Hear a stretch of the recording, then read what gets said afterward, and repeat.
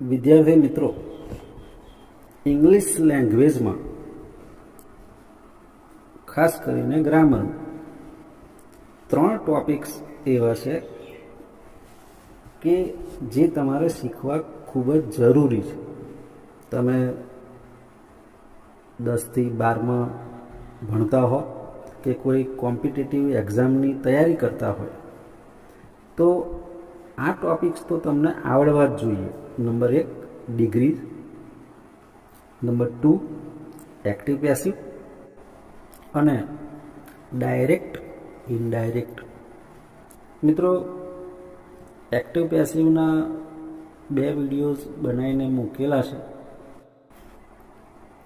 આજના વિડીયોમાં આપણે ડાયરેક્ટ ઇનડાયરેક્ટ વિશે વાત કરીશું. મિત્રો, ડાયરેક્ટ ઇનડાયરેક્ટ એ એક વિડીયોમાં પતે એવો ટોપિક નથી, એટલે આના જેટલા બી ભાગ હોય એ તમે ધ્યાનથી જોજો. ગ્રામરના જે ટોપિક્સ હોય છે એ તમારે વારંવાર જોવા પડે, જેથી તમને કાયમ માટે યાદ રહી જાય. એટલે મિત્રો, આ વિડીયો પણ તમે પૂરો જોજો અને ધ્યાનથી જોજો. અને હા, જે મિત્રો નવા હોય અથવા ચેનલને સબસ્ક્રાઈબ ના કરી હોય તો પ્લીઝ ચેનલને જરૂરથી સબસ્ક્રાઈબ કરજો. વિડીયો ગમે તો લાઈક કરજો અને શેર કરજો. કંઈ ભૂલચૂક હોય, કંઈ સુધારા વધારા હોય તો કોમેન્ટ પણ તમે કરી શકો છો.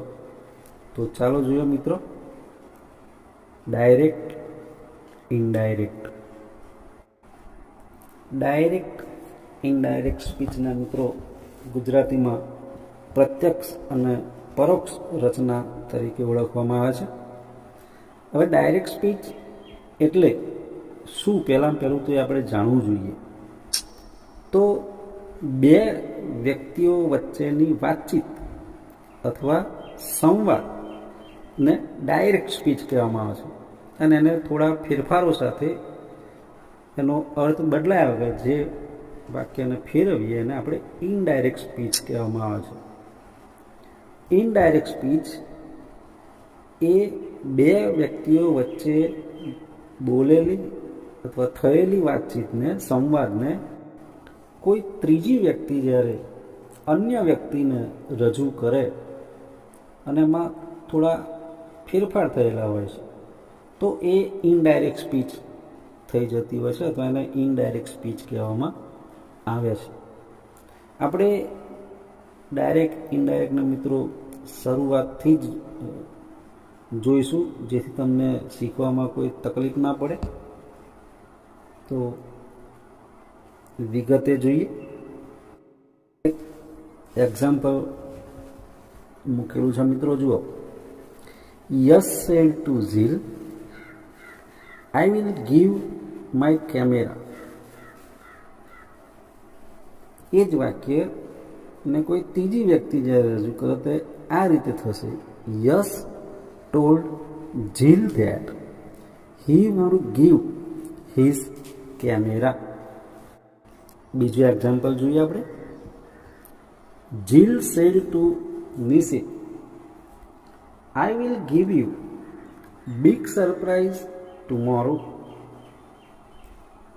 આજે જીલ અને નિશિત વચ્ચેની વાતચીતને, સંવાદને કોઈ ત્રીજી વ્યક્તિ રજૂ કરે તો આ રીતે કરશે: Jill told Nishit that she would give him big surprise the next day. મિત્રો, અહીંયા થોડું તમે જો નજર કરો તો ક્યાં કઈ જગ્યાએ ફેરફારો થયા છે તમને દેખાઈ આવશે. જે ડાયરેક્ટ વાક્ય છે બ્લુ કલરમાં, તો સેડ ટુનું ટોલ્ડ થયું છે. ધેટ 2 વાક્ય ભાગ વચ્ચે આવી ગયું છે. આઈનું સી, વિલનું વુડ, ટુમોરોનું ધ નેક્સ્ટ ડે થયું. એ કઈ રીતે થાય આપણે પછીથી જોઈશું. ત્રીજું એક્ઝામ્પલ જોઈએ. મિત્રો, ઇનડાયરેક્ટ સ્પીચમાં આપણે જે બે વાક્યો જોયા એમાં બોલનાર અને સાંભળનાર જરૂરી છે. હવે એવું નથી કે બોલનાર ને સાંભળનાર આગળ જ હોય. કેટલીક વાર એ અવતરણ ચિહ્નવાળો જે ભાગ છે એની અંદર પણ સાંભળનાર વ્યક્તિનું નામ અથવા એનું સર્વનામ હોઈ શકે છે. તમે આ એક્ઝામ્પલમાં જુઓ એટલે ખ્યાલ આવશે. Raj said, I will give you my car Nishu. તો અહીંયા નિશુ જે સાંભળનાર છે એ અવતરણ ચિહ્નની અંદર છે, અને જ્યારે સાંભળનારનું નામ અંદર મૂકેલું હોય સર્વનામ કે નામ, એ એની પહેલાં અલ્પ વિરામ મૂકેલું હોય છે, એટલે તમને ખ્યાલ આવે કે આ ભાઈ સાંભળનાર વ્યક્તિ છે. તો આવા વ્યક્તિનું જ્યારે આપણે ઇનડાયરેક્ટમાં રૂપાંતર કરીએ ત્યારે એ નામ બહાર લાવી દેવાનું હોય છે, જે રીતે આ એક્ઝામ્પલમાં બતાવ્યું છે એ રીતે. જુઓ, Raj told Nishu that he would give him his car. તો મિત્રો, આપણે જે 3 એક્ઝામ્પલ્સ જોયા એમાં તમને ખ્યાલ આવી ગયો હશે કે જે ડાયરેક્ટ સ્પીચ છે એમાં બોલનાર અને સાંભળનાર હોય છે, અને એ બે વચ્ચે થયેલી જે વાતચીત છે એને ઇન્વર્ટેડ કોમાસમાં મૂકવામાં આવે છે.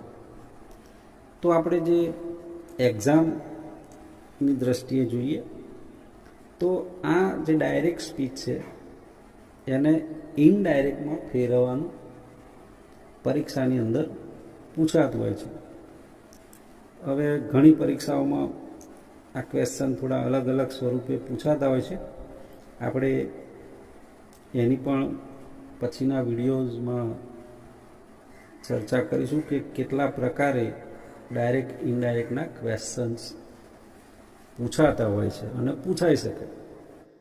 તો વિદ્યાર્થી મિત્રો, હવે આપણે ડાયરેક્ટ સ્પીચને ઇનડાયરેક્ટ સ્પીચમાં ફેરવવાના જે નિયમો છે એને જાણતા પહેલાં ડાયરેક્ટ સ્પીચના જે ભાગ છે એને આપણે જાણી લઈએ, ઓળખી લઈએ, સમજી લઈએ, તો જ તમને એને ઇનડાયરેક્ટમાં ફેરવવાનું સરળ થઈ જશે. તો અહીંયા પહેલાં મેં એક એક્ઝામ્પલ લખેલું છે, યસ સેડ ટુ જીલ, પછી અલ્પવિરામ કરેલું છે, પછી ઇન્વર્ટેડ કોમાસની અંદર હાવ આર યુ લખેલું છે, અને આખું સેન્ટન્સ જે છે એને આપણે ઇનડાયરેક્ટ સ્પીચ કહીશું. હવે ઇનડાયરેક્ટ સ્પીચમાં 2 ભાગ પડે છે, તમને જોઈ શકો છો. તમે જે લીલો કૌંસ બતાવેલો છે યસ સેડ ટુ જીલ એને આપણે રિપોર્ટિંગ સ્પીચ કહીશું, અને જે હાઉ આર યુ બ્રાઉન કલરનો કૌંસ બતાવ્યો છે એને આપણે રિપોર્ટેડ સ્પીચ કહીશું. હવે એના અંદરના ભાગમાં કોને શું કહેવાય એ જોઈએ. અહીંયા જે એક્ઝામ્પલ લખેલું છે, Yash said to Jill I bought new mobile. તો મિત્રો, અહીંયા યસ જે છે એ રિપોર્ટર અથવા એને બોલનાર કહેવાય. સેડ ટુ છે એને રિપોર્ટિંગ વર્બ કહેવાય. ટૂંકમાં એને આરવી પણ કહે છે. જે બોલનાર છે એને એસ પણ, સ્પીકર પણ કહેવામાં આવે છે, એટલે ટૂંકમાં એને એસ પણ કહેવામાં આવે છે. જીલ છે એ લિસનર એટલે કે સાંભળનાર છે, એને ઓબ્જેક્ટ પણ તમે કહી શકો. ત્યાર પછી અલ્પવિરામ છે, અને જે ઇન્વર્ટેડ કોમર્સ છે એની અંદર બોટ છે એને રિપોર્ટેડ વર્બ કહેવાય છે, અને આખા ભાગને રિપોર્ટેડ સ્પીચ કહેવામાં આવે છે. ફરીથી વિગતે જોઈએ મિત્રો, એ જ વાક્ય સાઈડમાં લખેલું છે. જે બોલનાર છે એને રિપોર્ટર કહેવાય છે, સ્પીકર પણ કહેવાય છે. સાંભળનારને લિસનર કહેવાય છે. બોલનાર સાથે વપરાયેલું ક્રિયાપદ જે સે, સેઝ, સેડ, ટોલ્ડ, આસ્ક્ડ કોઈ પણ હોઈ શકે. ને આપણે રિપોર્ટિંગ વર્બ કહેવાય છે. અવતરણ ચિહ્નમાં આવેલ વાક્યને રિપોર્ટેડ સ્પીચ કહેવાય છે અને રિપોર્ટેડ સ્પીચમાં આવેલ ક્રિયાપદને રિપોર્ટેડ વર્બ કહેવામાં આવે છે. હવે મિત્રો મુદ્દાની વાત. ડાયરેક્ટ સ્પીચના વાક્યોને ઇનડાયરેક્ટ સ્પીચમાં ફેરવતી વખતે જે ફેરફાર થાય છે એ આપણે વિગતે જોઈએ. કયા કયા ફેરફાર થાય છે એ પહેલાં આપણે જોઈએ. એક્ઝામ્પલની અંદર એરો મારીને બતાવ્યું છે. Yash said to Raj, I like your new car. તો યસ સેડ ટુ કાર એ રિપોર્ટિંગ સ્પીચ છે અને જે ઇન્વર્ટેડ કોમાસની અંદર I like your new car એ રિપોર્ટેડ સ્પીચ છે. મિત્રો અહીંયા તમે જોઈ શકો છો સેડ ટુ છે એનું ટોલ્ડ થયું. જે અલ્પ વિરામ છે કોમા એની જગ્યાએ ધેટ આવી ગયું છે. ઇન્વર્ટેડ કોમાસનો લોપ થયો છે. આઈનું હી થયું છે. લાઇકનું લાઇકડ, યોરનું હીઝ થયેલું છે.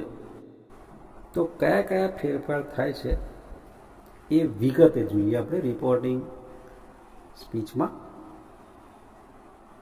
નંબર 1, રિપોર્ટિંગ વર્બ છે એ બદલાઈ જાય છે. પછી કોમા એન્ડ ઇન્વર્ટેડ કોમાસ રિમૂવ દૂર થાય છે અને સંયોજકનો ઉમેરો થાય છે. આ 3 ફેરફાર મિત્રો પહેલો ભાગ એટલે કે જે રિપોર્ટિંગ સ્પીચ છે એમાં થાય છે. જ્યારે રિપોર્ટેડ સ્પીચ છે એમાં જે ફેરફાર થાય છે આપણે પછીથી જોઈએ. પહેલાં આપણે આમાં જે ફેરફાર થાય છે એને વિગતે એની ચર્ચા કરીએ. ફર્સ્ટ ચેન પ્રથમ ફેરફાર આપણે જોઈએ રિપોર્ટિંગ વર્બનો. મિત્રો આ રિપોર્ટિંગ વર્બ જે છે એ સાંભળનાર હોય ત્યારે જ એટલે કે આરવી હાજર હોય ત્યારે જ આ રિપોર્ટિંગ વર્બમાં ફેરફાર થાય છે. આ બરાબર ધ્યાનમાં રાખજો.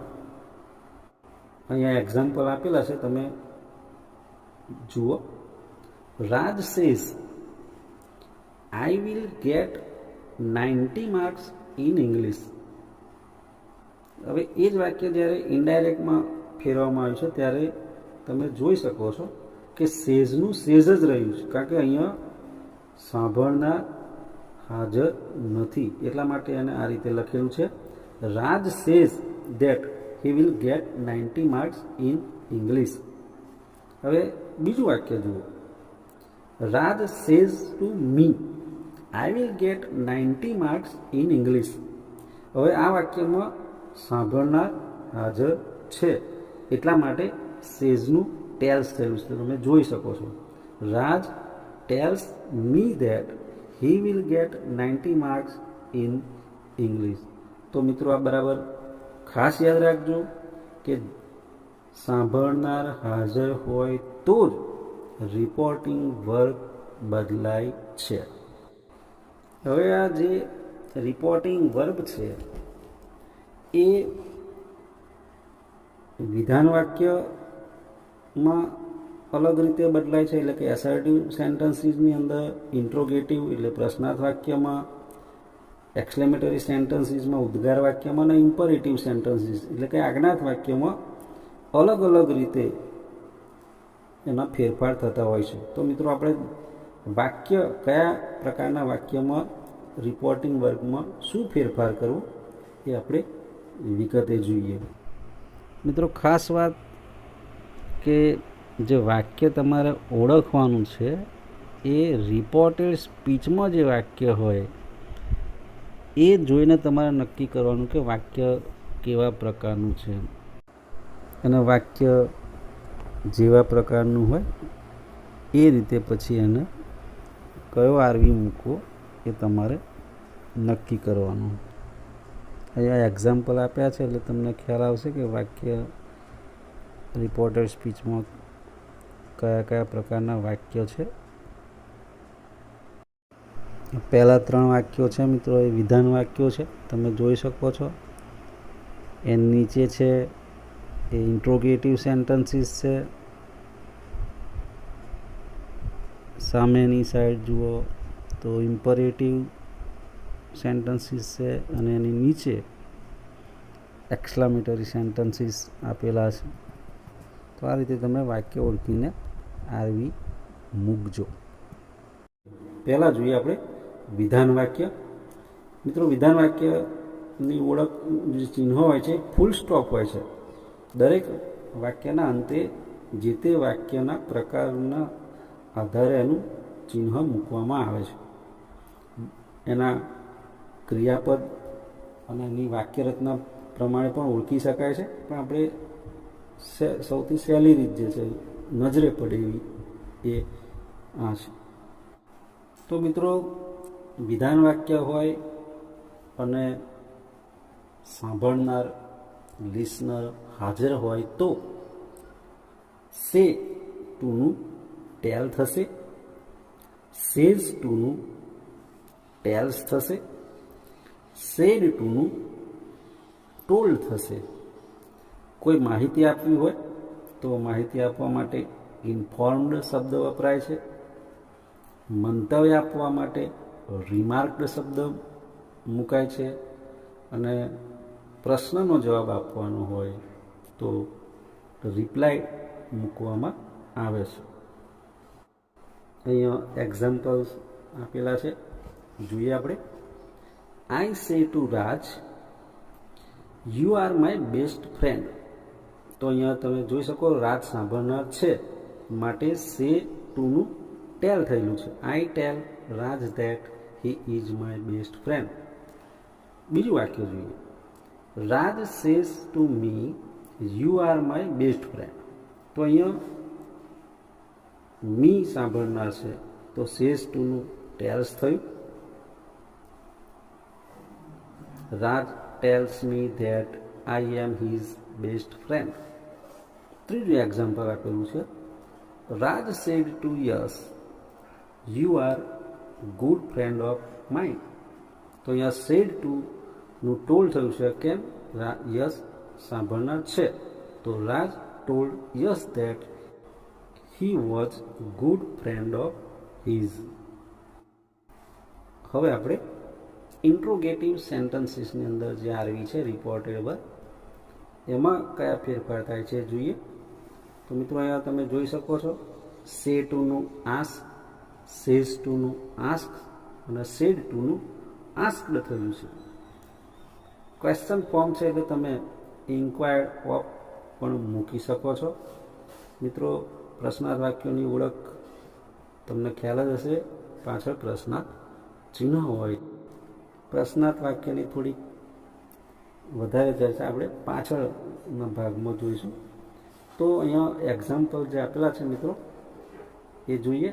રાજ says to me do you have red pen. તો અહીંયા જોઈ શકો છો સાંભળનાર છે એટલે સેઝ ટુનું આસ્ક થયું. એટલે Raj ask me if I have red pen. Second એક્ઝામ્પલની અંદર બીજા દ્રષ્ટાંતમાં જોઈએ. Yash said to me what is your father. તો અહીંયા તમે જોઈ શકો છો સેડ ટુનું આસ્કડ થયેલું છે. Yes asked me what was my father. હવે ઇમ્પરેટિવ સેન્ટેન્સમાં આરવીમાં જે ફેરફાર થાય છે અને એમાં શું લખવું જોઈએ આપણે. જો આજ્ઞાના ભાવ જે હોય છે ઇમ્પરેટિવ સેન્ટેન્સની અંદર, એ ભાવ મુજબ રિપોર્ટિંગ વર્બમાં ફેરફાર થાય છે. જો આજ્ઞાનો ભાવ હોય તો ઓર્ડર, હુકમનો ભાવ હોય તો કમાન્ડેડ, વિનંતી હોય તો રિક્વેસ્ટેડ, સલાહનો ભાવ રહેલો હોય તો એડવાઇસ્ડ, સૂચનનો ભાવ હોય તો સજેસ્ટેડ. જો કોઈ ભાવ સ્પષ્ટ ના હોય ત્યારે આસ્કડ પણ તમે લખી શકો છો. મિત્રો, લેટ્સના દરખાસ્ત સૂચક વાક્યમાં પ્રપોઝડ મૂકવામાં આવે છે. જોઈએ એના એક્ઝામ્પલ આપણે. પહેલું example, father said to son be regular. તો અહીંયા સલાહનો ભાવ રહેલો છે એટલે father advised son to be regular, તો સેડ ટુનું એડવાઇઝ કરેલું છે. Second sentence, mister Bhide said to Tapu don't play in the society. તો અહીંયા વોર્ન કરેલો છે એટલા માટે સેડ ટુનું વોર્ન થયેલું છે. Mister Bhide warn Tapu not to play in the society.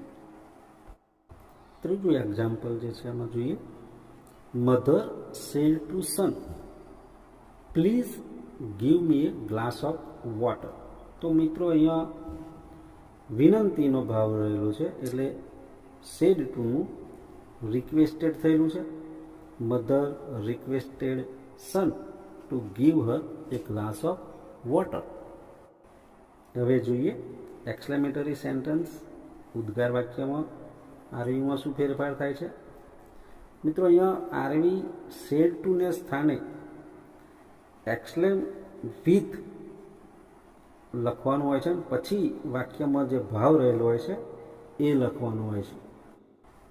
જો ડાયરેક્ટ સેન્ટન્સમાં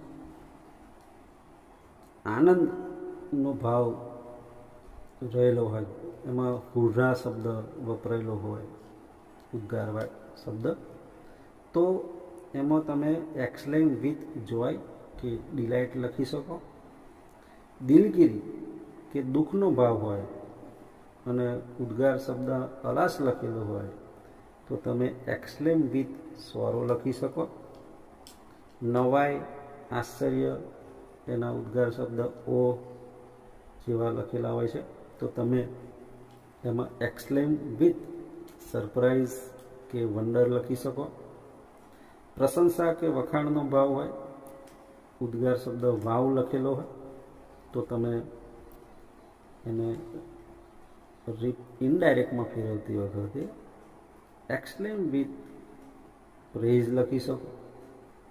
ગુસ્સાનો ભાવ હોય તો એક્સક્લેમ વિથ એંગર. ધૃણા, નફરત, તિરસ્કારનો ભાવ હોય તો exclaim with dislike, exclaim with disgust, exclaim with hatred લખી શકો. પ્રેમ કે લાગણીનો ભાવ હોય તો એક્સક્લેમ વિથ લવ. દયા કે સહાનુભૂતિનો ભાવ હોય તો exclaim with pity, exclaim with sympathy, exclaim with kindness લખી શકો. અને જો ડર અને ભયનો ભાવ હોય તો એક્સક્લેમ વિથ ફિયર તમે લખી શકો છો. થોડા એક્ઝામ્પલ્સ જોઈએ. દે said what a beautiful girl Priyanka is. તો અહીંયા વખાણ કર્યા છે એટલા માટે સેડ ટુનું તમે જોઈ શકો છો એક્સક્લેમ વિથ પ્રેઝડ લખેલું છે. They exclaim with praise that Priyanka was very beautiful girl. Second, Joe Root said alas I have lost the match again.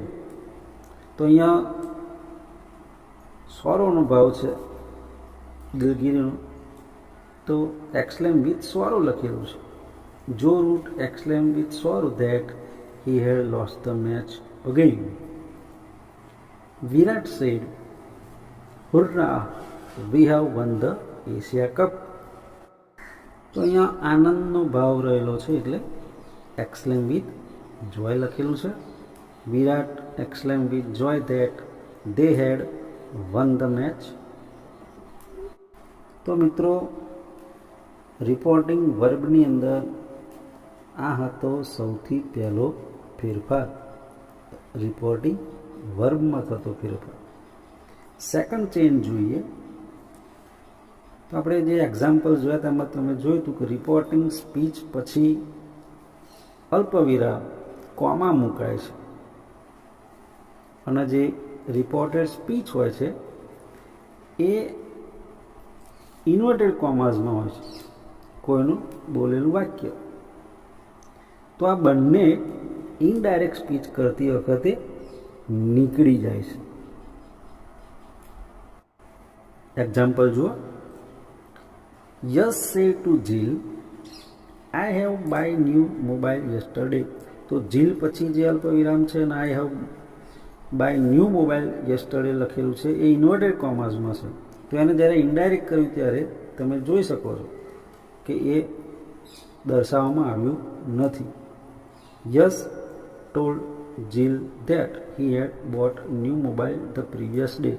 તો અલ્પવિરામ અને કોમાનો લોપ થાય છે. ટૂંકમાં કોમા એન્ડ ઇન્વર્ટેડ કોમાસ દૂર કરવામાં આવે છે.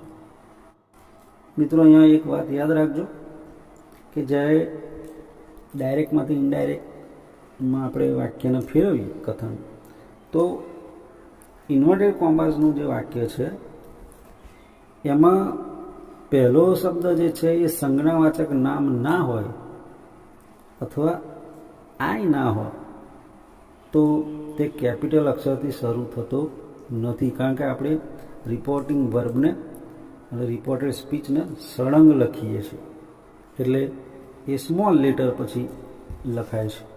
આ બરાબર ધ્યાન રાખજો. અહીંયા આપણે જે અગાઉ એક્ઝામ્પલ જોઈએ તમે દરેકની અંદર જોઈ શકો છો. જે ઇન્વર્ટેડ કોમાસની અંદર જો પહેલા વાક્યમાં ડી કેપિટલ હતો એ તો નીકળી જાય છે, પણ યુનું જે આઈ થયું, આઈ છે એટલા માટે કેપિટલ છે. એ નીચે જે વાક્ય છે એમાં પ્રશ્નાર્થ વાક્ય જે છે એ વોટમાં ડબલ્યુ જ્યારે ઇનડાયરેક્ટ થાય છે ત્યારે સ્મોલમાં લખેલું છે. ટૂંકમાં જ્યારે વાક્ય જોડીએ ત્યારે આઈ અથવા કોઈ પણ નામ હોય તો જ એનો પ્રથમ લેટર કેપિટલ રહે, નહીં તો એ સ્મોલ લેટરમાં લખવાનું. ત્રીજા ફેરફારની વાત કરીએ મિત્રો, તો કન્જક્શન એટલે કે સંયોજકનો ઉમેરો થાય છે. કેટલાક ગ્રામરમાં આ રીતે લખેલું હોય છે કે ભાઈ અલ્પવિરામ દૂર કરીને તેના સ્થાને સંયોજક મૂકવું. તો તમે એ રીતે પણ યાદ રાખી શકો છો. તો ત્રીજો ફેરફાર છે આપણે રિપોર્ટિંગ વર્બ અને રિપોર્ટેડ સ્પીચના જે અલ્પવિરામ છે એ દૂર કરીએ ત્યારે ત્યાં સંયોજક મૂકવું પડે છે. આ સંયોજક છે મિત્રો વાક્યના પ્રકારના આધારે મૂકવામાં આવે છે. જેમ આગળ આરવી પણ વાક્ય કયા પ્રકારનું છે એના આધારે જે તે આરવી મૂકવામાં આવે છે, એવું અહીંયા છે. આપણે અગાઉ જેટલા એક્ઝામ્પલ્સ છે એમાં તમે બધે જોયું હશે કે કન્જક્શન દરેક વાક્યમાં ઇનડાયરેક્ટ કરતી વખતે મૂકેલું છે. અહીંયા પણ એક્ઝામ્પલમાં તમે જુઓ, Yash say to Jill, I have buy new mobile yesterday. તો અહીંયા એને જ્યારે ઇનડાયરેક્ટમાં ફેરવે છે ત્યારે જુઓ, યસ ટોલ્ડ જીલ, પછી ધેટ આ સંયોજક છે. He had bought new mobile the previous day. તો આ ધેટ એ એસર્ટિવ સેન્ટેન્સમાં આવે છે. એક્સક્લેમેટરીમાં અલગ મૂકવું પડશે, ઇન્ટ્રોગેટિવમાં અલગ મૂકવું પડશે અને ઇમ્પરેટિવમાં પણ અલગ તમારે મૂકવું પડશે. તો ચાલો જોઈએ કયા વાક્યમાં કયું સંયોજક મુકાય છે. મિત્રો, અહીંયા એક વાત યાદ રાખજો કે જે વાક્યનો પ્રકાર છે એ અગાઉ કહ્યું એમ રિપોર્ટેડ સ્પીચમાં જે વાક્ય છે એમાં તમારે જોઈને નક્કી કરવાનું કે ભાઈ આ વિધાન વાક્ય છે, પ્રશ્નાર્થ છે, ઉદ્ગાર છે કે આજ્ઞાર્થ વાક્ય છે. એની વાક્ય રચના અને એના અંતે મુકાતા ચિહ્નને આધારે તમે એ નક્કી કરી શકશો. ટૂંકમાં રિપોર્ટેડ સ્પીચનું વાક્ય કેવા પ્રકારનું છે એના આધારે કન્જક્શન એટલે કે સંયોજક મુકાય છે. વિધાન વાક્યની વાત કરીએ તો મિત્રો એની જે વાક્ય રચના છે આપણે એનાથી પરિચિત છે કે કર્તા, ક્રિયાપદ, કર્મ અને છેલ્લે ફૂલ સ્ટોપ. તો આ વિધાન વાક્યમાં સંયોજક તરીકે ધેટ વપરાય છે. આપણે આગળ ઘણા એક્ઝામ્પલ્સમાં જોયું અને અહીંયા પણ નીચે લખેલું છે, તમે જોઈ શકો છો કે સંયોજક તરીકે ધેટનો ઉપયોગ થયેલો છે. હવે જોઈએ ઇન્ટ્રોગેટિવ સેન્ટેન્સીસ, પ્રશ્નાર્થ વાક્યો. પ્રશ્નાર્થ વાક્યોમાં કયું સંયોજક મુકાય છે એ જોઈએ. પહેલાં આપણે કેવા પ્રકારના પ્રશ્નાર્થ વાક્યો હોય છે એને સમજી લઈએ તો આપણને જરા સંયોજક મૂકવાનું સરળ રહેશે. તો મિત્રો પ્રશ્નાર્થ વાક્યો છે બે પ્રકારના હોય છે, ઇન્વર્ઝલ ક્વેશ્ચન્સ અને WH ક્વેશ્ચન્સ. જે ઇન્વર્ઝલ ક્વેશ્ચન છે એ ઓક્ઝિલરીઝ વર્બ જે છે એનાથી શરૂ થતા હોય છે અને તમે હાના પ્રકારના, યસનો પ્રકારના પ્રશ્નો પણ કહી શકો, કારણ કે આનો જવાબ જે છે હા અથવા નામ જ આવતા હોય છે. જે ઓક્ઝિલરી વર્બ છે am, is, are, was, were, do, does, did, has, have, had, will, shall, can, may, આ જે બધા ઓક્ઝિલરી વર્બ્સ છે એનાથી શરૂ થતું જે વાક્ય છે એ પ્રશ્નાર્થ વાક્ય, એને ઇન્વર્ઝન ક્વેશ્ચન્સ કહેવામાં આવે છે ને એના જવાબ હાનામાં આવે છે. જ્યારે WH ક્વેશ્ચન છે એ WH ક્વેશ્ચન વર્ડ્સથી શરૂ થતા હોય છે, who, whose, whom, how, why, what, when, where, how much, how many વગેરે. અને આમાં તમારે જવાબ પૂર્ણ આપવો પડે છે. તો આ બે પ્રકારના ક્વેશ્ચન્સ વાક્યો આવે છે, ઇન્વર્ઝન ક્વેશ્ચન્સ અને WH ક્વેશ્ચન્સ. તો પહેલાં આપણે ઇન્વર્ઝન ક્વેશ્ચન્સની વાત કરીએ. મિત્રો આ ઇન્વર્ઝન ક્વેશ્ચન વાક્યો એ સહાયક ક્રિયાપદથી શરૂ થતા હોય છે.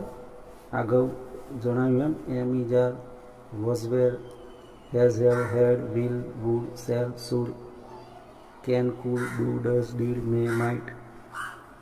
તો આ પ્રકારના જે પ્રશ્નાર્થ વાક્યો છે એમાં સંયોજક તરીકે તમે ઇફ અથવા વેધર મૂકી શકો. મોટે ભાગે ઇફ મૂકવું સારું રહેશે, કારણ કે વેધરના સ્પેલિંગમાં ક્યારેક લોચો વાગી જાય, એના કરતાં ઇફ મૂકવું બેટર રહેશે. તમે અહીંયા એક્ઝામ્પલ લખેલું છે, જોઈ શકો છો. Yes say to Jill, have you આ રેડ પેન.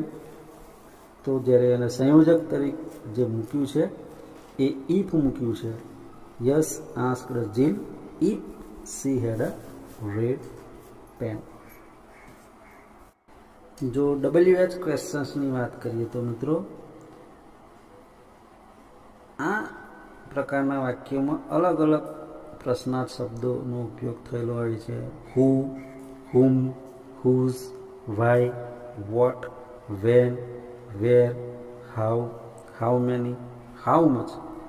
તો જે તે શબ્દને જ અહીંયા સંયોજક તરીકે મૂકવામાં આવે છે. બરાબર યાદ રાખજો, જે પ્રશ્નાર્થ શબ્દનો ઉપયોગ થયો હોય એ જ શબ્દને સંયોજક તરીકે મૂકવામાં આવે છે. તમે એક્ઝામ્પલમાં જુઓ, Yash say to Jill, where do you live. તો અહીંયા વેરથી શરૂ થયું તો નીચે સંયોજકમાં પણ વેર જ છે. જો વોટ હોય તો વોટ રહેશે, વેર હોય તો વેર રહેશે, વેન હોય તો વેન રહેશે, હાઉ હોય તો હાઉ રહેશે. હવે જોઈએ એક્સક્લેમેટરી સેન્ટેન્સીસ, એટલે કે ઉદ્ગાર વાક્યોમાં કયા સંયોજકોનો ઉપયોગ થાય છે. મિત્રો આપણે જ્યારે આરવીમાં થતા ફેરફારની વાત કરી ત્યારે જોયું હતું કે ભાઈ એક્સક્લેમેટરી સેન્ટેન્સમાં જે આરવી છે એ વાક્યના ભાવને આધારે મુકાતું હોય છે અને આ રીતે મુકાતું હતું, એક્સક્લેમ વિથ અને પછી જે ભાવ હોય તે. અહીંયા એ જ કોઠો મેં ફરીથી મૂકેલો, તમે જોઈ શકો છો કે ભાઈ આનંદનો ભાવ હોય તો એક્સક્લેમ વિથ જોય કે ડિલાઇટ, દિલગીરી કે દુઃખનો ભાવ હોય તો એક્સક્લેમ વિથ સોરો, નવાઈ ને આશ્ચર્યની અંદર એક્સક્લેમ વિથ સરપ્રાઇઝ કે વન્ડર, પ્રશંસા કે વખાણમાં એક્સક્લેમ વિથ પ્રેઝ, ગુસ્સામાં એક્સક્લેમ વિથ એંગર, ધૃણાનો ભાવ હોય તો exclaim with dislike, નફરતમાં એક્સક્લેમ with ડિસગસ્ટ, તિરસ્કારમાં એક્સક્લેમ with હેટર્ડ, પ્રેમ કે લાગણીનો ભાવ હોય તો એક્સક્લેમ વિથ લવ, દયા કે સહાનુભૂતિ હોય તો એક્સક્લેમ વિથ પીટી અથવા સિમ્પથી કે કાઇન્ડનેસ લખી શકો. અને ડર અને ભયના ભાવની અંદર આપણે એક્સક્લેમ વિથ ફિયર લખીએ. તો આ આરવી જે લખીએ આપણે એના પછી તરત જ દરેક ઉદ્ગાર વાક્યમાં સંયોજક તરીકે ધેટ મુકાય છે. આ બરાબર યાદ રાખજો. જેમ વિધાન વાક્યમાં ધેટ મૂકતા હતા પણ એ સીધું મુકાતું હતું, જ્યારે અહીંયા રિપોર્ટિંગ વર્બ ભાવના આધારે જે લખાય છે એના પછી ધેટ મૂકવામાં આવે છે. અહીંયા જે એક્ઝામ્પલ છે ફરીથી જોઈએ. ધે સેડ વોટ એક બ્યુટીફુલ ગર્લ પ્રિયંકા ઇઝ. તો અહીંયા જે વખાણનો ભાવ હતો એના કારણે એક્સક્લેમ વિથ પ્રેઝ લખેલું અને તમે જોઈ શકો છો તરત જ ધેટ મૂકેલું છે. એ જ રીતે નીચે Joe Root said alas I have lost the match again. તો અહીંયા જે દુઃખનો ભાવ હતો એમાં એક્સક્લેમ વિથ સોરો લખ્યા પછી તરત જ ધેટ મૂકેલું છે. ટૂંકમાં એક્સક્લેમેટરી સેન્ટેન્સીસની અંદર સંયોજક તરીકે ધેટ મૂકવામાં આવે છે. હવે જોઈએ ઇમ્પરેટિવ સેન્ટેન્સીસ એટલે કે આજ્ઞાર્થ વાક્યોમાં સંયોજક તરીકે શું મૂકવામાં આવે છે. તો મિત્રો, જે આજ્ઞાર્થ વાક્ય હોય છે અને હકાર વાક્ય હોય તો સંયોજક ટીઓ ટુ મૂકવામાં આવે છે, અને જો વાક્ય નકાર હોય તો નોટ ટુ મુકાય છે. એક્ઝામ્પલમાં જુઓ તમે. Yash said to Jill please give me your pen.